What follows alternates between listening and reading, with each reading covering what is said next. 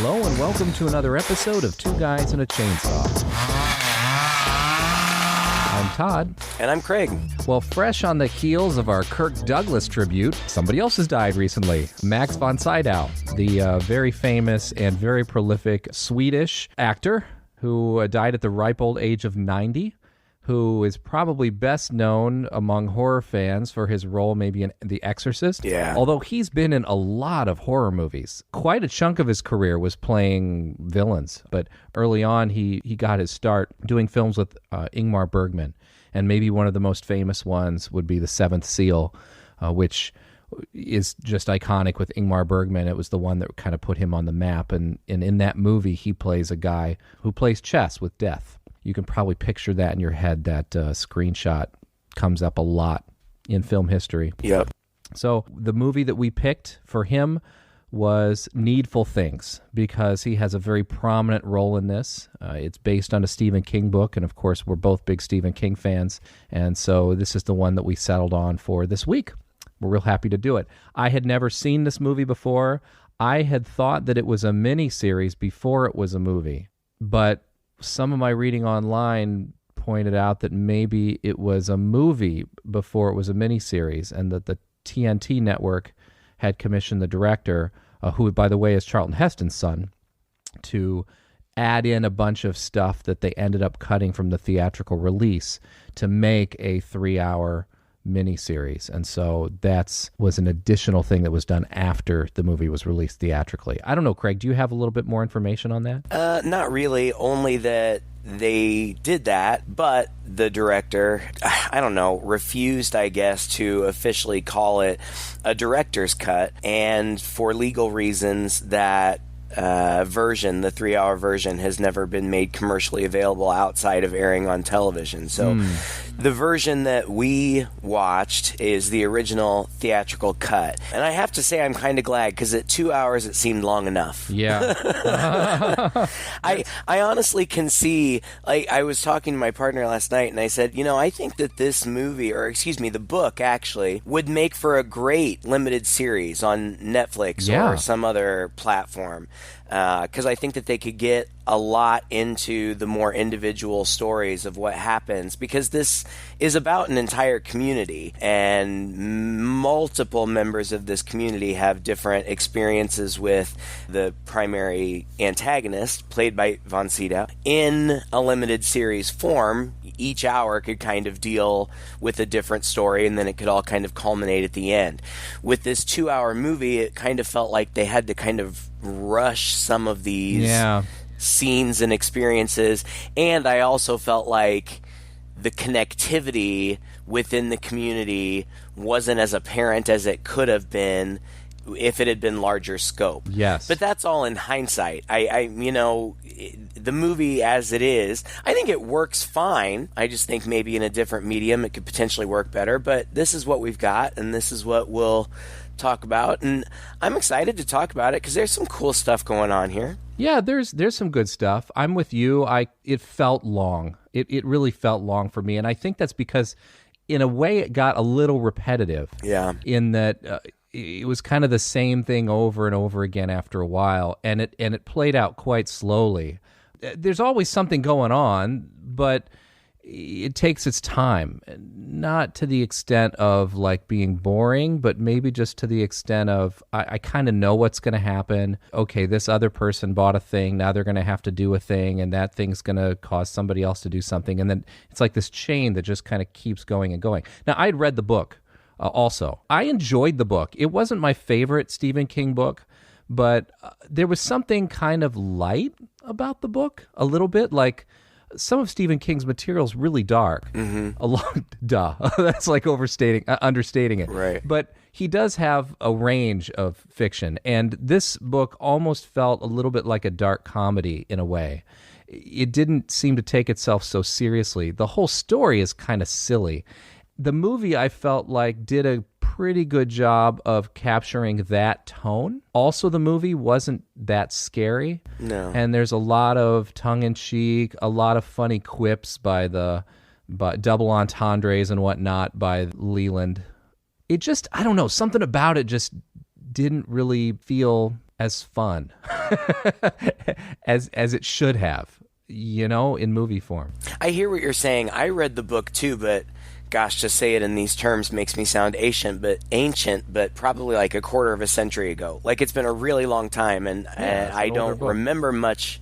Yeah, I don't remember much about it at all, which suggests to me that it must not have been one of my favorites either. But I get what you're saying. The other thing, we chose this movie specifically because Max von Sydow plays such a pivotal role. He really is the central antagonist. And we had considered doing other movies that he had been in where he had smaller roles, but we decided to go with this one because he was so prominently featured. Ultimately, he just really plays kind of a puppet master, and his role is fairly limited in that he's kind of confined to one location for the most part. That's true. That's a very good point. And he doesn't really do a lot. Like, he sets things in motion. But I guess that's his MO. I can't complain about it if that's his character's MO. But as far as Von Sydow's performance, he just plays it mostly just very gentlemanly,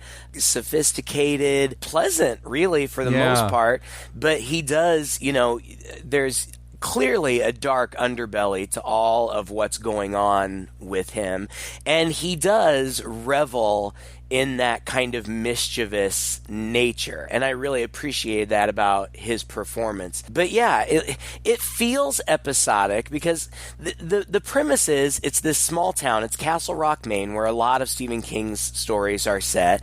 And the beginning of the movie, it's this sweeping flyover along the Maine coast out to a lighthouse, which is the symbol, the logo for Castle Rock Entertainment, which, by the way, this is the first film that studio produced, I believe. And then you see this old, what was it, like a Mercedes? I don't know, some old fancy black car speeding into this small town, and the residents are anticipating the opening of this new shop, this mysterious shop that they know nothing about, called Needful Things. And it turns out that Max von Sydow, who is playing a character named Leland Gaunt, is the establishment owner. And right away, the store opens up, and basically what happens is people go in there, and Leland Gaunt kind of leads them to something very desirable for them, usually having something to do with their past.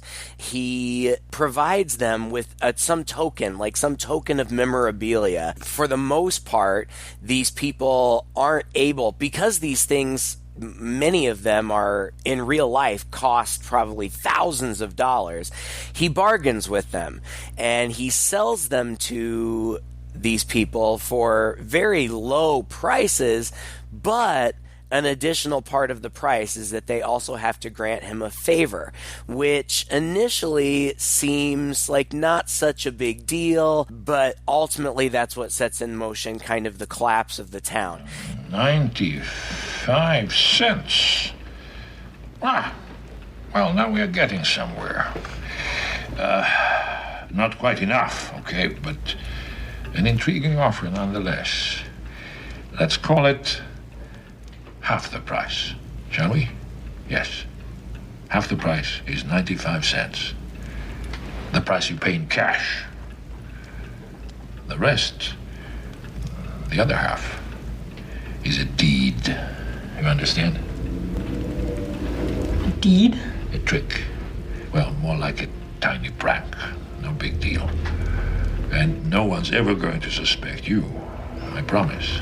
It's an interesting conceit, but like you said, it kind of starts to get repetitive after a while, which is why I think that it would work better in shorter increments. You know what I'm saying? Yeah, it would. And if you could really get into the people in the town, like presumably there's other stuff going on. One thing that's because I read the book fairly recently, so it's easier for me to talk about it maybe. One thing that the book does really well is there are a lot of people in this town. This is another one of his novels. It's fairly large and has a lot of characters. And one thing Stephen King loves to do, for better or for worse, is really dive deep into every single character and give you a lot of their backstory through the story. Right. And so you really feel like you know these people when you're reading the book. And so what's happening to them and what's happening between them is extra interesting because of that. Whereas in the movie, we really focus on a smaller group of people. And I think that's out of necessity because of just time. Mm-hmm. And in fact, the miniseries cuts out whole people, like whole characters and whole segments necessarily. And like you said, it's probably a good thing. But we really are focusing around like 5 or 6 different people who end up intersecting with each other. And then at the end of the movie, it's like, oh yeah, and by the way, all these other people, you didn't see their stories, but we're going to imply that they had their own little bit here too, and interactions with Leyland, and the whole town's in chaos. Right. So we get to know these people. And then that just has to be applied to the rest of the town by the end. And that was part of what was a little less satisfying, I think, about it for me. But like you said, would make it way more appropriate for something a little longer form and episodic. And to be fair, the people that we meet are interesting and are played by good actors. Oh, yeah. One of the first people that we meet is a woman named Nettie, who's played by Amanda Plummer. Amanda Plummer is weird. Yeah. She's Christopher Plummer's daughter, and she's odd, but she's really interesting, and I like her. She was in So I Married an Axe Murderer. She was in Satan's Little Helper. She's been in Pulp Fiction. She's the woman at the beginning of Pulp Fiction, sitting across from Tim Roth. And she plays kind of a simple woman in this who is concerned about the mystery of this shop. We meet her right away. She works in the town diner, which is owned by Polly, who is played by Bonnie Bedelia, who is also very famous. You know, she doesn't do as much now as she did in the 80s, but she was in Salem's Lot and many other things. Die Hard. Bruce Willis's wife in Die Hard. Oh, yeah. And Die Hard 2. Yeah, I had forgotten about that. That's where I always remember. So yeah, I always think of her from that too. I just had forgotten. She becomes right away in the beginning affianced to the sheriff of the town, Alan, played by Ed Harris. You know, who's huge, Apollo 13, a million other things. There's a kid named Brian Rusk, who is played by an actor named Shane Meyer, who I didn't really know for much except for that he played Matthew Shepard in the Matthew Shepard story, which was really powerful, and I thought that he did a really good job in that. And those are kind of the main people, and those people then interact with other townspeople, and basically what Von Sydow is doing is he's setting people up against one another without their knowledge. Yeah. He does that by establishing conflict between people and then using other players as puppets to escalate that conflict. Yes. It's actually, he's a good planner, if nothing else. I'm struggling even because it really becomes kind of a complex web. Yeah, it's kind of difficult to lay it out. Well, the first person that comes to his shop is a kid, and the kid that you mentioned, and his name is Brian. And he shows up, and the shop doesn't appear open, but the sign on the window does say open, and he walks in, and Leland, it's interesting because I don't remember it quite this way in the book. In the book, it's not like he swoops in like a vampire, where he's like all sinister from the beginning. He comes across as very affable to everybody. But Von Sydow's character, Leland Gaunt, doesn't make the kind of entrance in this movie that I was expecting. He just kind of is there. He's a guy, and he's very kind to the kid, and no real sly looks or glances or anything in the beginning. He's actually very affable. Yeah. Even the camera treats him that way, in the beginning, which I was a little shocked by, knowing where it was going anyway, Right. He says, we've got all these different things in the shop, something for everybody.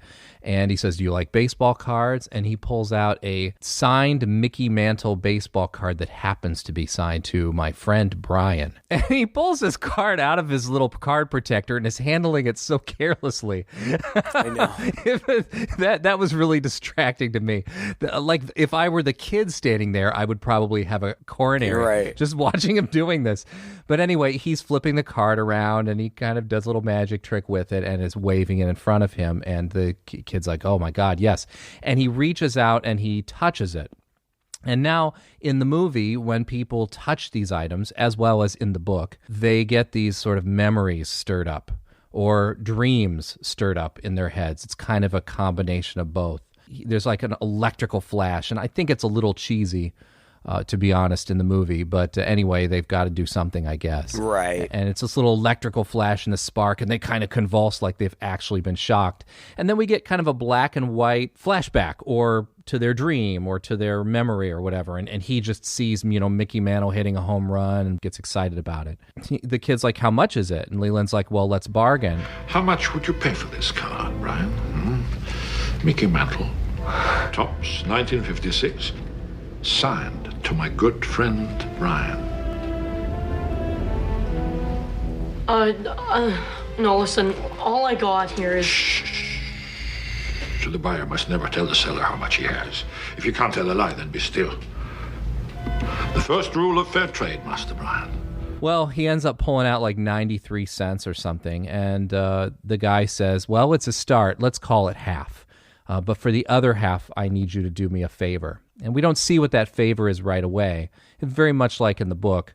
We just hear it, he asks for a favor, and then later in the movie we get to see them play out this favor. And he always poses this as just a little prank, just a little harmless trick or fun. Wouldn't it be funny to do this to somebody? And I thought it was interesting because at the same time this kid's having this interaction with him, we're getting Ed Harris's character, who is the sheriff, who you just mentioned, go into that diner and propose to Polly. And it was just a little bit of an odd choice to intercut these two scenes because it was hard for me to get so invested in that scene and to feel that build of tension with this sinister character and this kid when it was jumping back to the diner and this nice little moment where he was proposing to her. Yeah, I have a feeling that the novel was probably a difficult novel to write a screenplay for, because in literature, I don't think that bothers us as much, jumping back and forth between storylines. But I think that in film, it seems more abrupt. So I don't know. I mean, it didn't particularly bother me, but yeah, it does do that. But when you have such an expansive cast, you kind of have to check in with them if you want your audience to remember what's going on with them. You're You know what I right. mean? You're right. And the movie has to do that. But this was within a scene.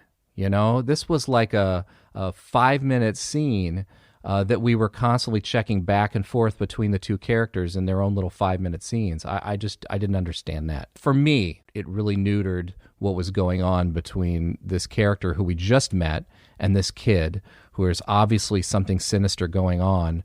I thought it just leached that scene of a little bit of its power. But by the end of it, anyway, he signs the kid's name in a book. Yeah. And he's going to be adding all of these names to this book and checking them off as they expire. So right. to speak. And the other thing, and again, I wish I remembered the book better, but the other thing that was kind of bothersome to me is that they had to establish conflicts between people really quickly, and so it kind of seemed like, why do these people not like each other so much? Yeah. Like one of the first conflicts that's established is between Nettie, who's this nice, simple lady, who bakes pies at the diner, and this farmer, this turkey farmer named Wilma Jerzek. And from the time that they appear on screen together, there's major tension between them that appears to only be because Nettie's dog barked at this lady. Yeah. And because Nettie's dog barked at her, and I don't even think it was barking at her, I think it was barking at Something Gaunt. else. Just surprised her. Yeah, but then all of a sudden they hate each other, and then that's like one of the central conflicts, and Wilma threatens to kill the dog. So the favor that Gaunt asks Brian to do is to go throw turkey crap all over Wilma's clean white linens and laundry that are hanging on the line. And when Wilma returns home, of course, in very dramatic fashion, she walks right through the laundry and is covered in crap herself. And she's just sure that darn old Nettie did it. And so, of course, this plays out over several different scenes, but she ends up going to the diner and threatening Nettie and threatening the dog. And so then Nettie is all upset and she ends up going to Gaunt. And again, it's difficult for me to not just kind of...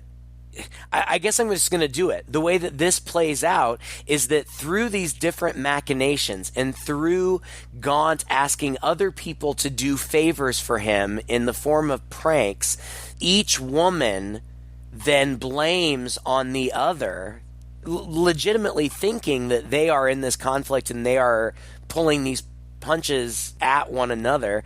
Ultimately, Gaunt makes Brian go bust out all of Wilma's house, all the windows in her house, and basically just destroys her house with apples, which are like Nettie's signature because she makes apple pies. Gaunt also gets another guy, this character named Hugh, to kill Nettie's dog, and not only kill it, but like skin it and hang it up in her house. Yeah.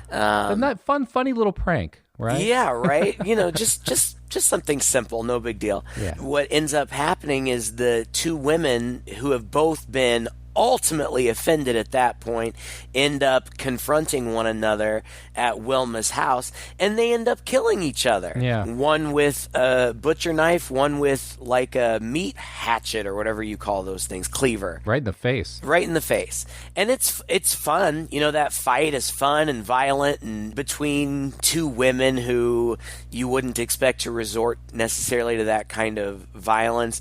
And it shows that Gaunt's corruptive nature is effective.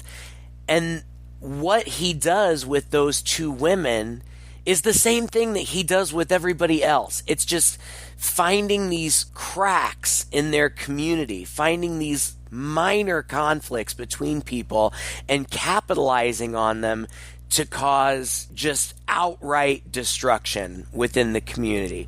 And for a very long time it works. And even though that's one of the things that I kind of don't really understand is that even though each of these individuals is being asked to do these progressively more malignant pranks, nobody really puts two and two together. Yeah. Like, nobody thinks that, oh, well, I slashed so-and-so's tires and they think somebody else did it, or somebody smashed out my windows and it must be my enemy. You know what I mean? Like, yeah, it's true. They're all pretty naive, but who knows? It's an extreme situation. And that's how I felt about the book, too. And that's why it was really hard to take seriously. And I think if you think of it more as a dark comedy, as more like a cartoon than anything else, it plays better. If you come into this looking for a scary horror movie, I think you're going to be disappointed. At least that's my feeling about it.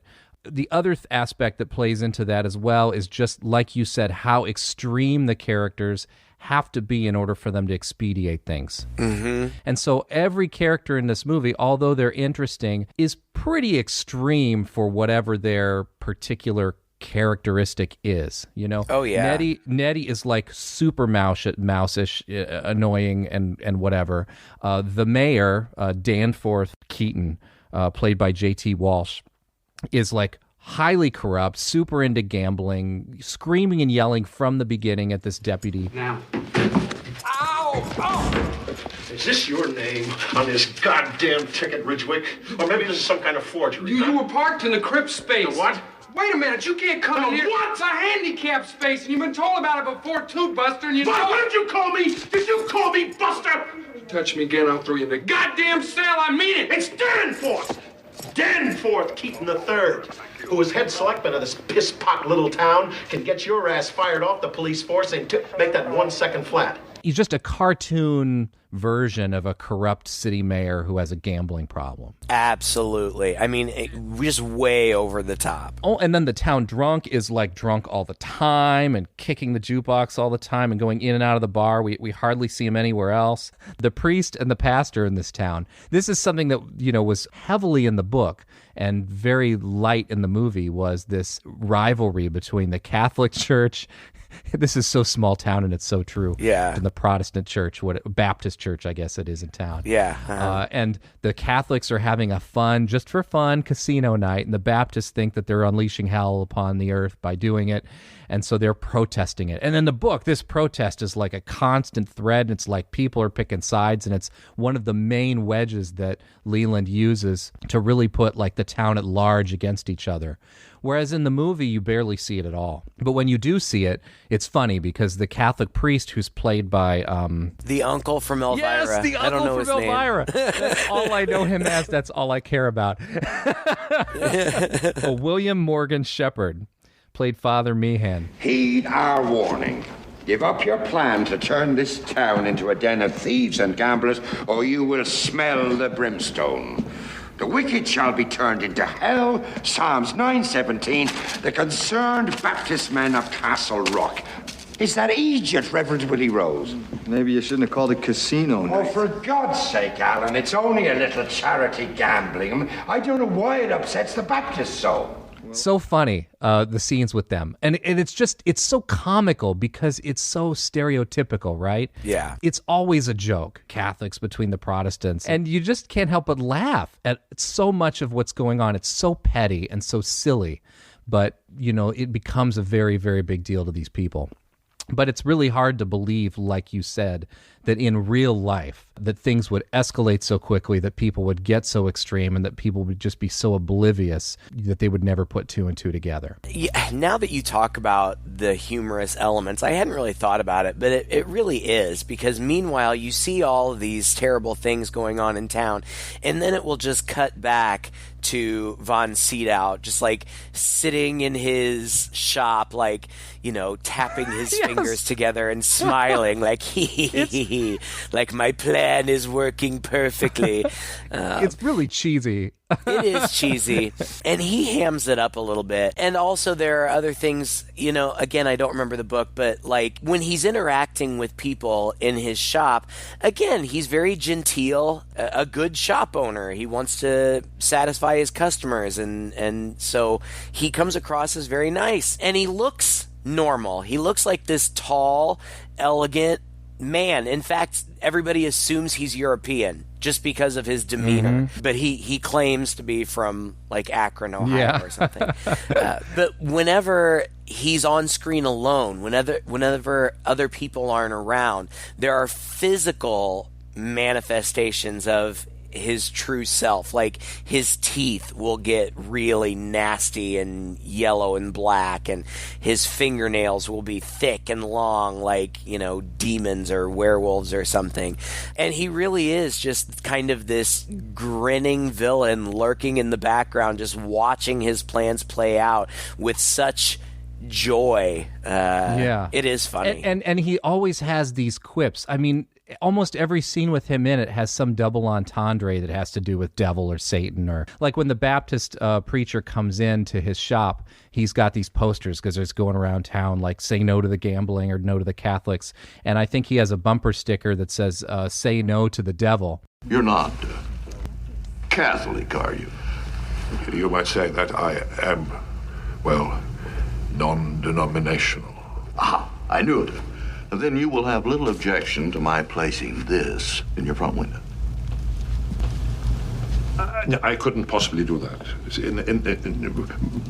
I, like you, am here to serve everyone.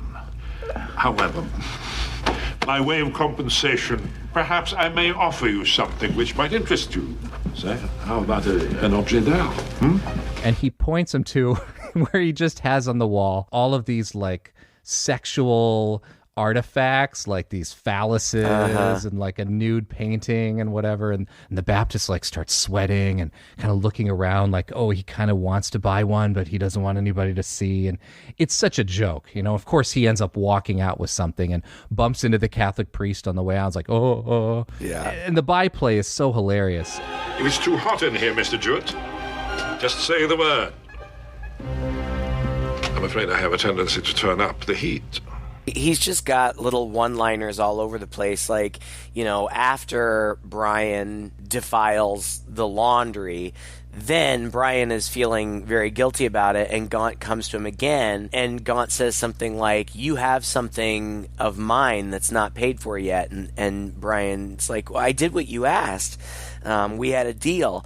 And Gaunt says, the dealing isn't done until Mr. Gaunt says it's done. So, it's a deal with the devil story. It's the devil and Daniel Webster. It's the devil and, whomever. But you make this deal with the devil, and ultimately it's going to lead to your downfall.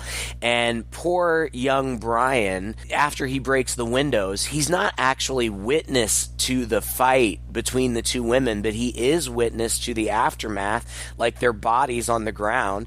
And he clearly feels guilty, and he begins to confess to the sheriff, but then he can't bring himself to do it. And eventually the sheriff starts to realize that these things just don't make sense. It doesn't make sense that timid Nettie would bust out all the windows in this lady's house. It doesn't make sense that Wilma would murder this woman's dog. And so he starts to think that something weird is going on, and he goes to Brian, and he finds Brian in a barn, and he starts to approach him, and Brian pulls out a gun. A gun that we had seen had belonged to that butthole guy Danforth before.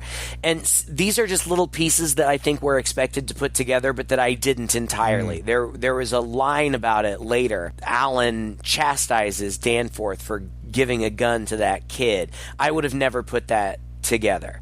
But again, it's just all the machinations of Gaunt. So anyway, Brian has this gun, and he holds it to his head, and he says, that guy is a monster. He's not human. He says, don't go in that store. It's a poison place. Mr. Gaunt is not a man. It's too late. I gotta go. I gotta go to hell. The sheriff tries to talk him down and is inching closer and closer to him, but as he gets close, the movie makes it seem as though Alan was able to intercede right at the last moment, and that the boy did shoot himself, but it wasn't fatal. In the book, he committed suicide. Yeah. I read that the studio execs did not like the implications of a minor committing suicide, and so they cut away from it very quickly and had Alan immediately deliver a line to Polly saying that he's alive. Yeah. But which is another thing, Leland Gaunt to this kid in the book and also in the movie is probably the most brutal, right? I mean, he makes this kid do several things. He's a young kid. He's fragile and emotionally, not mature, and just keeps piling it on him and forcing him, to do this stuff repeatedly to the point where he basically drives him to suicide. And it's a really powerful moment in the book and also in the movie. But again, he's okay. It lightens the movie a little bit. Mm-hmm. And there's a little bit of that everywhere, except for the axes to the face and whatnot. Right. And that is what drives the sheriff to start to suspect Gaunt. That's another deviation from the book that I thought was interesting. In the book, Gaunt seems to be going out of his way for quite a bit of the novel to avoid the sheriff. Like he's almost scared of him, like he knows the sheriff is a little too clever and he's going to lead to his downfall. And so the shop will be open for someone, and then they'll walk out and the sheriff will try to go in, and suddenly it's closed. And a good portion of at least the first quarter of the book is Gaunt trying to get information on the sheriff from these other people. And so the movie, like within the first 10 minutes, the sheriff wanders into the place and they sit down and they have pie. So it does add a different feel to it, because in the book you get this sense that the sheriff is dangerous to Gaunt. In the movie, you just get the sense that the sheriff is just another guy, and he just happens to be the guy that was smart enough to start putting the pieces together. Right. And he kind of retraces steps and talks to different people. And it all leads up to the conclusion. I kind of want to jump there. Well, there's other stuff going on. I feel like, yeah, there is, and I think it would just be foolish to talk about all of them. But he does. Okay, so the thing that bothered me a little bit about the sheriff figuring it out is it really only took one or two events for him to figure it out, and then from that point on, it was Oh, it's him. I know it. He's the bad guy. Yeah. You know, it wasn't... It's too simple. There wasn't much of let's put the pieces together. True. Or if it was, it just happened really, really quickly. The only other thing that I thought was noteworthy is that Gaunt is also able to drive a wedge between Alan and Polly, his fiance. Polly has terrible arthritis in her hands. And I think Gaunt comes over to the diner under the guise of thanking Polly for the pie that she had Nettie bring over. Somehow I don't remember if he gets her to the shop or if he just has it on her or on him or what, but he gives her this necklace that magically cures her arthritis, which again, like, none of these people question the fact that they have magical dreams/memories and that these items have these magical properties. Like, they just go with it. Yeah. And Polly just goes with it. And when she touches the amulet or whatever it is, the vision that she has is of her being seduced by Gaunt. Which I guess ultimately is what is happening. Because later, Alan makes her question. He straight out accuses Gaunt, and she basically says, no, you know, he's just a normal guy. But he does get her to question. Gaunt also sets up, via other people in the community, sets up Alan to look like he's embezzling, and Polly finds that. But eventually she does question the amulet. She tries to like open it up, and it shocks her, and it falls to the ground, and she falls to the ground, and her hands are all gnarled, and she's trying to pick up the amulet, but she can't. And then Gaunt just appears in her bedroom and puts it back on her, plants these seeds of mistrust about her fiance, and then kisses her and has sex with her? I guess. Like, I was hoping maybe you would have some insight from the book that I don't remember, because that really seemed like the implication to me. I do not remember that from the book. Maybe it didn't happen at all. Might not have, but you're right. The implication of the movie is very much so. I mean, she's almost basically, I think she even literally says, like, take me, doesn't she? I don't know. Something. He lays her back on the bed, and you just get a shot up at him, and he's like, I must say it's a pleasure doing business with you. Yes. And yeah, that's the implication, is that they did it. And whether or not she remembers it afterwards is another story, but because she certainly goes on throughout the rest of the of the movie like this extremely significant thing didn't happen. But yeah, I sort of feel like, you know, part of this people not questioning these things, and I think it was, again, maybe delivered better in the book than it ever came across in the movie, is that their suspension of disbelief, I think, comes a little bit from his power, just his sort of, like a sort of hypnosis.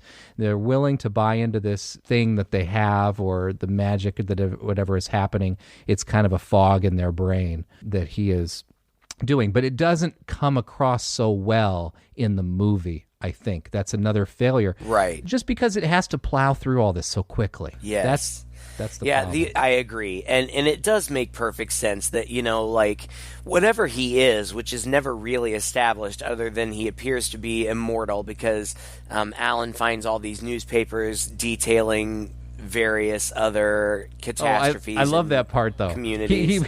He's like going through the dark place, and he finds the newspapers like, this is the big reveal, right? Mm-hmm. This Hitler, you know, invades, blah, blah, blah. So-and-so was assassinated. It's all these major, massive events throughout history that's implying that he's responsible for. Right. But he's coming to this little town, this little podunk town, and just causing a bit of havoc with all these nothings. Right. Don't you think he'd be somewhere in the Middle East right now, you know, kind of like taking care of the bigger stuff like he apparently used to in the past? I think the implication is pretty strong. He's the devil, right? I mean, that's what I get out of it anyway. Yeah. It's never said, you're right, but I think it's almost practically said through implication. There's a funny moment where one of the guys, I think it's when Hugh goes in, the drunk. Oh, Jesus. The young carpenter from Nazareth? I knew him well. Promising young man. He died badly. He's the guy throughout history that's caused everything. He's got to be the devil. Yeah, I mean, fair enough. I was reading stuff online, and basically everything says, it never really, not in the novel and in the movie both, it's never really confirmed one way or another. I read one thing that some people speculate that he is a similar being to, like, Pennywise or the guy from the Dark Tower and The Stand. I can't think of his name. Flag? Randall Flagg, right.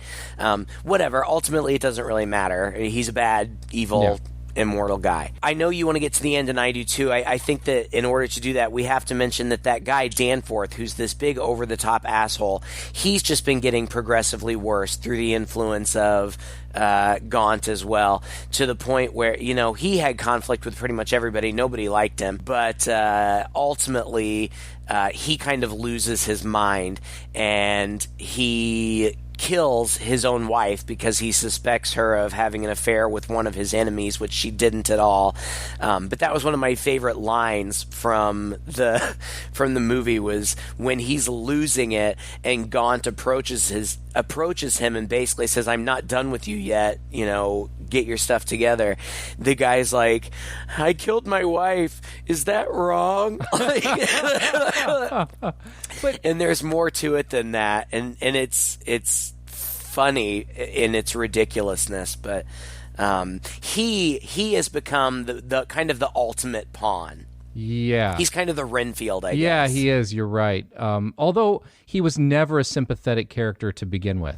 He was kind of an asshole who you sort of feel is getting what's coming to him, but he ends up being, kind of the linchpin in all of this. Right. I will say, though, that point in the phone that you were talking about, where he mentions that he kills his wife, he has a line where he goes, "But I really loved her." Yeah. And that was the only moment in this movie where I felt strong emotion. I was like, oh my God, like, that's horrible. Yeah. He has this flash of realization of what's going on.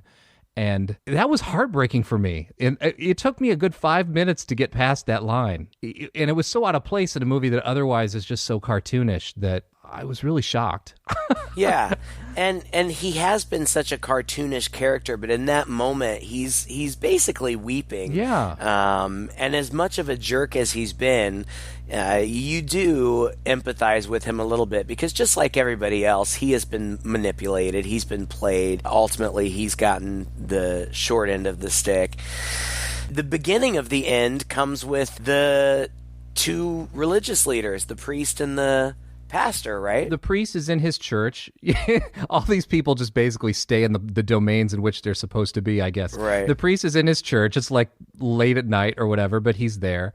Ed Harris's character goes in to talk with him. At the same time, Danforth is in the back, basically digging into the graves of the graveyard behind the church and burying dynamite in there. But now you said he's kind of a broken man, and he's sort of half into this, and he's almost desperately doing it, even though he's kind of reluctant to.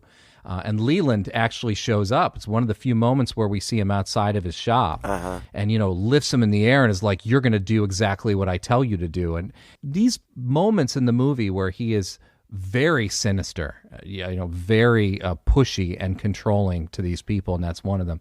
Anyway, while they're talking inside, there's a big explosion, obviously, and it blows out the back of the church. And the preacher just knows that it was the pastor and those Baptists that did it, and he storms out. And that explosion, suddenly the whole town is fighting each other. It's just like a light switch, like the streets were empty before this explosion. And now there's a car crash, and guy gets out of the car and starts beating up the other guy, and Ed Harris's character comes over and tries to pull him apart. Oh, Frank, what are you doing? The bastard took my treasure island! What? Robert Stevenson, first edition! The sheriff sees that all these people are like brawling in the street over these minor deeds. And Gaunt is just sitting up on the porch, just smoking, watching this all happen. Yeah. It's hilarious. And this, oh God, this was so dumb. It's very different from the book, but I gotta say, like, the movie just went off the rails for me. is Ed Harris's character finally yells, "Everybody stop!" And everybody stops suddenly and looks at him. Look at what he's doing to you. And he basically lays out exactly what's going on, and then one at a time, everybody speaks up and says, confess. I was the one who did this. I was the one who did that. I was the one who did this. I'm rolling my eyes at the screen at this point. Yeah. Oh, God. The balloon of the film just kind of deflated for me at this point when I realized this was the kind of ending we were going to get. And I was hoping there'd be a twist or something, and there wasn't. This was it. And there's Gaunt on the porch, and Ed Harris swings around and points at him and says, This man here, Leland Gaunt.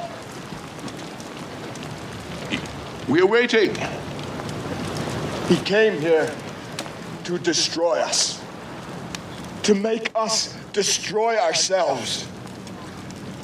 Can't you see what's happening here? This is what he needs. This is what he wants. He's got us all lined up like a bunch of human fuse boxes. Harris is trying to rally the town against him. And at that moment, Dan shoots through the window of Gaunt's place. He's been inside the whole time, apparently hiding. Shoots the sheriff in the shoulder. The sheriff falls backwards and he comes out, and it turns out he has explosives attached to him, to which he seems to be threatening he's going to blow up the whole town. Right. With the explosives around his vest. From the outside. Yeah. I mean, I suppose everybody, so apparently everybody in town is gathered in this square. I guess. And I guess that they are in close enough proximity that they could at least be injured if an explosion were to take place All right there. 24 of them, yes. But it is a little silly. Yeah. And this town, it seems like it's supposed to be at least an average-sized small town, but we're so confined by setting that it seems like the whole town is just this one square.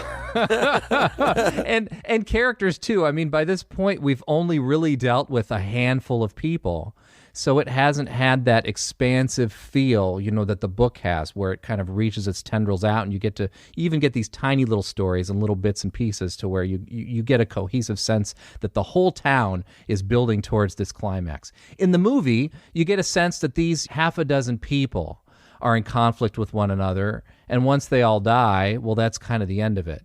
It isn't until this big brawl in the middle of the street that the movie tells you, oh yeah, by the way, you didn't see it, but all these other people had all these other things go on, and they're all mad at each other too. It's just for time. Right. So, yeah, he threatens he's going to do it, and then, he has his moment where he turns around and is like, I'm not going to listen to you anymore. And essentially. Yeah. I mean, it's not literally, but that's essentially what it is. There's a couple minute scene where it's like Danforth with the devil on one shoulder and the angel on the other, and Gaunt is the devil and the sheriff is the angel, and Alan's like, you don't have to do this isn't really you, and he's like, but I killed my wife. He's like, no you didn't, Gaunt did, he made you do it. And Gaunt is like, quit being a pussy, like like blow them up. And I guess the big mistake that Gaunt makes is that he refers to Danforth as Buster, which is apparently what people call Danforth behind his back, and he really hates it.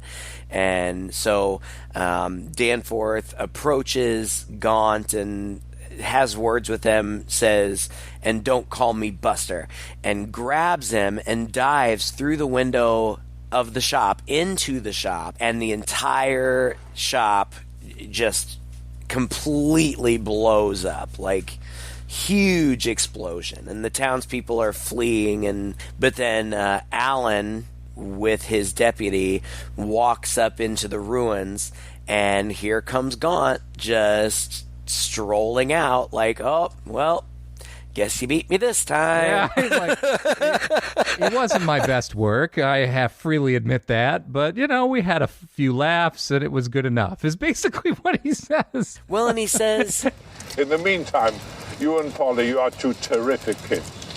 But you'll marry her, trust me. She's a lovely girl, Al. You'll have a wonderful family.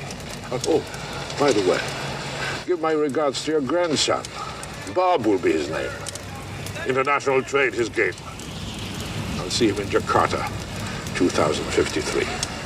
August 14th, 10 a.m. A nice sunny day. We'll make headlines. This also, to me, called back to the question of whether or not he had sex with Polly. I'm wondering if he's suggesting that Alan's first son, might actually be his. Oh. I don't know. That's probably just me reading too much into it. But it definitely crossed my mind. Interesting. No, I didn't think about that. But yeah, it's a positive. But in the book, though, I don't remember. I just read this. But in the book, he reveals his true demon self, yeah, right? Yeah, he does. And there's a whole the book is quite different because the sheriff is dealing with the loss of his son and wife, I believe, in a car accident or something. Yeah. Or something that he used to do with his son was magic, and so this is sort of this way that he kind of keeps his memory alive, as he's always practicing these magic tricks. And somehow, I don't remember exactly how, but somehow he uses magic tricks, fake magic tricks, to oppose the devil or whatever, Leland Gaunt's real magic, and somehow overcome him. I don't remember exactly how it happens, but it's a little more sophisticated, to put it mildly, than what we end up getting in this movie, which is just a bunch of Hollywood claptrap. I couldn't stand that ending.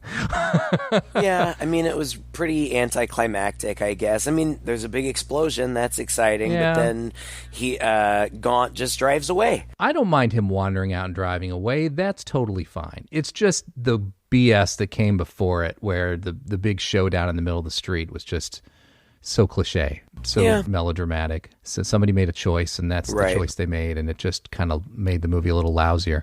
I think in the book, the whole town does explode. I mean, I think he pretty much does what he came to do, and then walks off into the sunset, slightly defeated, but otherwise, similar implication, like they beat him back, but it doesn't really matter. Right. I don't know. I didn't really like the movie, actually.